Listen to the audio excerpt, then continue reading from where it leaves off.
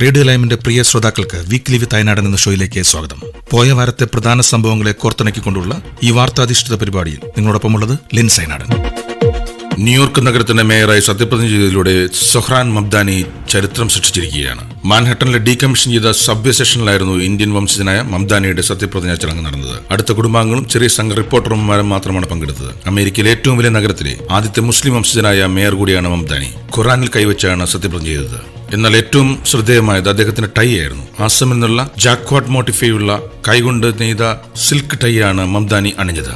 ഒരു ജീവിതകാലം മുഴുവനുള്ള ബഹുമതിയും പദവിയുമാണിതെന്ന് മംദാനി പറഞ്ഞു. ന്യൂയോർക്ക് അറ്റോർണി ജനറൽ ലെറ്റിഷ്യ ജെയിംസ് മംദാനിക്ക് സത്യവാചകം ചൊല്ലിക്കൊടുത്തു. പങ്കാളിയായ രാമ ദുവാജിയും സത്യപ്രതിജ്ഞാ ചടങ്ങിൽ മംദാനിക്കൊപ്പമുണ്ടായിരുന്നു. അമേരിക്കയിൽ പുതുവർഷം പിറന്ന നിമിഷങ്ങൾക്കുള്ളിലായിരുന്നു ന്യൂയോർക്കിന്റെ മേയറായി മംദാനി ഔദ്യോഗികമായി സ്ഥാനമേറ്റത്. പ്രധാന വിഷയങ്ങളിൽ മംദാനി എടുത്തിട്ടുള്ള നിലപാടുകൾ ശ്രദ്ധേയമാണ്. ഗുജറാത്ത് മുതൽ ഗാസ വരെ ഇടതുപക്ഷ ആശയത്തിൽ ഉറച്ചുനിന്നുകൊണ്ടാണ് മംദാനി തന്റെ നിലപാടുകൾ വ്യക്തമാക്കിയിട്ടുള്ളത്. ഇറാനിൽ സർക്കാർ വിരുദ്ധ പ്രക്ഷോഭത്തിന് പിന്നാലെയുണ്ടായ ഏറ്റുമുട്ടലിൽ മരിച്ചവരുടെ എണ്ണം 7 നിരവധി പേർക്ക് പരിക്കേറ്റു. പ്രതിഷേധം അടിച്ചമർത്താൻ സുരക്ഷാ സേന വ്യാപകമായി ശ്രമിച്ചതോടെയാണ് മരണസംഖ്യ ഉയർന്നത്. ഇറാനിയൻ കറൻസിയുടെ മൂല്യത്തകർച്ച, വിലക്കയറ്റം എന്നിവയാണ് പ്രതിഷേധങ്ങൾക്ക് കാരണം. ഡിസംബർ 28 പ്രതിഷേധം ആരംഭിച്ചത്.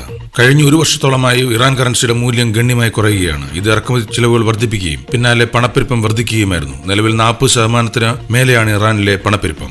ആണവ പദ്ധതിക്കെതിരെ അമേരിക്കൻ ഉപരോധവും പാശ്ചാത്യ രാജ്യങ്ങൾ ഏർപ്പെടുത്തിയ ഉപരോധവും പ്രാദേശിക സംഘർഷങ്ങളുമെല്ലാം ഇറാനിൽ സാമ്പത്തിക പ്രതിസന്ധി രൂക്ഷമാക്കിയിരിക്കുകയാണ്. ഇറാനിലെ ഏറ്റവും പ്രശസ്തമായ മൊബൈൽ ഫോൺ ബസാറിൽ നിന്നാണ് പ്രതിഷേധങ്ങൾ ആരംഭിച്ചത്. വ്യാപാരികളാണ് ആദ്യം പ്രതിഷേധം ആരംഭിച്ചത്. വിദ്യാർത്ഥികൾ പിന്തുണച്ചതോടെ പ്രതിഷേധം രാജ്യമാകെ വ്യാപിക്കുകയായിരുന്നു. പ്രതിഷേധക്കാരുമായി ചർച്ചയ്ക്ക് തയ്യാറാണെന്ന് സർക്കാർ അറിയിച്ചിരുന്നു. ട്രേഡ് യൂണിയൻ പ്രതിനിധികളുമായും വ്യാപാരികളുമായും നേരിട്ട് ചർച്ച നടത്തുമെന്ന് സർക്കാർ വക്താവ് ഫാത്തിമ ബെജഹാറൈനി പറഞ്ഞു. ഇലക്ട്രോണിക് വോട്ടിംഗ് മെഷീനുകളിൽ വോട്ടർമാർക്ക് വിശ്വാസമെന്ന കർണാടക സർക്കാരിന്റെ survey. Karnataka monitoring and evaluation authority നടത്തിയ നോളജ് ആറ്റിറ്റ്യൂഡ് പ്രാക്ടീസ് സർവേയിലാണ് മെഷീനിലെ വിശ്വാസമെന്ന് ജനങ്ങൾ അഭിപ്രായപ്പെട്ടത്. വോട്ടിംഗ് മെഷീനെതിരെ ലോക്സഭാ പ്രതിപക്ഷ നേതാവ് രാഹുൽ ഗാന്ധി നിരന്തരം വിമർശനം ഉന്നയിക്കുന്ന സാഹചര്യത്തിലാണ് സർവേ ഫലം പുറത്തുവന്നിരിക്കുന്നത്. വിഷയം കോൺഗ്രസിനെതിരെ ആയുധമാക്കിയിരിക്കുകയാണ് BJP. 2024 ലോക്സഭാ തെരഞ്ഞെടുപ്പ് സംബന്ധിച്ചാണ് സർവേ നടത്തിയത്.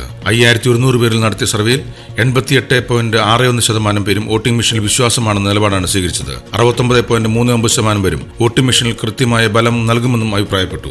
14.22% പേരാണ് ബലത്തിൽ പൂർണ്ണ വിശ്വാസമെന്ന് അഭിപ്രായപ്പെട്ടത്. കർണാടകയിലെ വിവിധ മണ്ഡലങ്ങളിലാണ് സർവേ നടത്തിയത്. കർണാടക മുഖ്യ തെരഞ്ഞെടുപ്പ് ഓഫീസർ V. അൻപുകുമാറിന്റെ നേതൃത്വത്തിലായിരുന്നു സർവേ നടന്നത്. ഫെബ്രുവരി 1 മുതൽ പുകയില ഉൽപ്പന്നങ്ങൾക്ക് അധിക എക്സൈസ് തീരുവയും പാൻ മസാലയ്ക്ക് പുതിയ സെസും നിലവിൽ വരും. ഇത് സംബന്ധിച്ച വിജ്ഞാപനം കേന്ദ്ര സർക്കാർ ബുധനാഴ്ച പുറത്തിറക്കി. GST നിരക്കിന് പുറമെയായിരിക്കും പുകയിലയ്ക്കും പാൻ മസാലയ്ക്കുമുള്ള പുതിയ തീരുവകൾ. ഇത്തരം ഉൽപ്പന്നങ്ങൾക്ക് നിലവിലിടാക്കുന്ന കോമ്പൻസേഷൻ സെസിന് പകരമാകും പുതിയ തീരുവകൾ. പാൻ മസാല, സിഗരറ്റ്, പുകയില, സമാന ഉൽപ്പന്നങ്ങൾ എന്നിവയ്ക്ക് ഫെബ്രുവരി 1 മുതൽ 40% GST നിരക്കും ഈടാക്കും. ബീഡിക്ക് 18% ഗുഡ്സ് ആൻഡ് സർവീസ് ടാക്സുമായിരിക്കുമെന്ന് സർക്കാർ വിജ്ഞാപനത്തിൽ പറയുന്നു. ഇതിനെല്ലാം പുറമെ പാൻ മസാലയ്ക്ക് health and national security cess ഈടാക്കും. അതേസമയം പുകയിലയ്ക്കും അനുബന്ധ ഉൽപ്പന്നങ്ങൾക്കും അധിക എക്സൈസ് തീരുവയും ഏർപ്പെടുത്തും. ഈ തീരുവകൾ നടപ്പാക്കുന്ന തീയതിയായി ഫെബ്രുവരി 1 നിശ്ചയിച്ച് സർക്കാർ ബുധനാഴ്ച വിജ്ഞാപനം പുറത്തിറക്കി. നിലവിൽ വിവിധ നിരക്കുകൾ ഈടാക്കുന്ന നിലവിലെ GST കോമ്പൻസേഷൻ സെസ് ഫെബ്രുവരി 1 മുതൽ പ്രാബല്യത്തിൽ ഇല്ലാതാകും. പുതുവത്സരാഘോഷത്തിൽ മദ്യത്തിനായി മലയാളി ചെലവഴിച്ചത് 125.64 കോടി രൂപ. പുതുവർഷ തലേന്ന് ഔട്ട്ലെറ്റുകളിലും വെയർഹൌസുകളുമായി 125 കോടി രൂപയുടെ മദ്യമാണ് വിറ്റത്. സാധാരണയിൽ നിന്ന് 16.9 കോടി രൂപയുടെ അധിക വിൽപ്പനയാണ് ബിവറേജസ് കോർപ്പറേഷൻ രേഖപ്പെടുത്തിയത്. 2024 ഡിസംബർ 31 108.71 കോടി രൂപയുടെ മദ്യമായിരുന്നു വിറ്റത്. പുതുവത്സരത്തിന് സംസ്ഥാനത്ത് ഏറ്റവും അധികം മദ്യം വിറ്റത് കടവന്ത്ര ഔട്ട്ലെറ്റിൽ നിന്നാണ്. 1.17 കോടി രൂപയുടെ മദ്യമാണ് കടവന്ത്ര ഔട്ട്ലെറ്റിൽ നിന്ന് വിറ്റുപോയത്. ഈ സാമ്പത്തിക വർഷം ഇതുവരെ 15,000 കോടി രൂപയുടെ മദ്യമാണ് ബെവ്കോ വിറ്റത്. കഴിഞ്ഞ സാമ്പത്തിക വർഷം 14,765 കോടി രൂപയുടെ വിൽപ്പനയാണ് നടന്നത്. കേരളത്തിൽ ഒറ്റ വർഷത്തിൽ രൂപം കൊണ്ടത് 1240 സ്റ്റാർട്ടപ്പുകൾ. ഇതോടെ സംസ്ഥാനത്ത് സ്റ്റാർട്ടപ്പ് മിഷനിൽ രജിസ്റ്റർ ചെയ്ത കമ്പനികളുടെ എണ്ണം 7700 കടന്നു. എല്ലാ ജില്ലകളിലും സ്റ്റാർട്ടപ്പുകളുണ്ട്. എറണാകുളത്താണ് കൂടുതൽ, 1896. സ്റ്റാർട്ടപ്പ് മിഷൻ രജിസ്റ്റർ ചെയ്യാത്ത കമ്പനികൾ കൂടിയാകുമ്പോൾ എണ്ണം 10,000 കടക്കും. രജിസ്റ്റർ ചെയ്ത കമ്പനികൾ മാത്രം 77,000-ൽ അധികം ജീവനക്കാരുണ്ട്.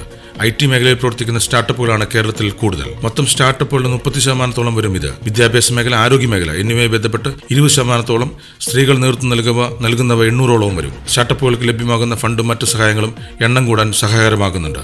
7,500 കോടി രൂപയുടെ ഫണ്ട് ഇതുവരെ സ്റ്റാർട്ടപ്പുകൾക്ക് ലഭ്യമാക്കാനിടയായിട്ടുണ്ട്. കഴിഞ്ഞ വർഷം മാത്രം 400 കോടി രൂപയുടെ ഫണ്ടിംഗ് ലഭ്യമായി. ആദ്യഘട്ട ധനസഹായം എന്ന നിലയിൽ സ്റ്റാർട്ടപ്പ് മിഷൻ തന്നെ 18.4 കോടി രൂപ നൽകിയിട്ടുണ്ട്.